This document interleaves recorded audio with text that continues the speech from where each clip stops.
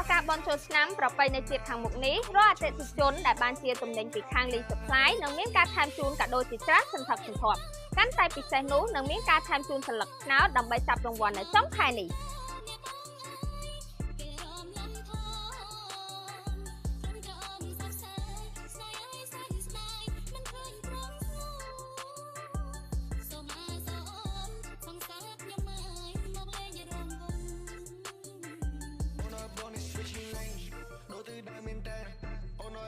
ចាប់រៀមនឹងស្លៀកខោដូច Superman ស្នេហ៍ធ្វើខ្ញុំខ្វាក់បេះដូងឌុកដាក់ចង់តាក់ចង់ចង់ដាក់ពេលអូនប្រាប់ថាសុំធ្វើពួកម៉ាក់ខ្ញុំថា no នាំវាស័យដាក់ I just wanna talk my shit ប្រហែលឆ្នាំនេះ I did it no more bullshit ធ្វើរឿងចាញ់អ្នកមិនដែលធ្វើខ្ញុំមើលរឿងចាញ់អ្នកមិនដែល did it I just wanna do my សន្លឹកឆ្នោតរបស់អតិថិជននឹងធ្វើការចាប់រង្វាន់នៅក្នុងចុងខែនេះខ្ញុំថាគឺខ្ញុំធ្វើមែន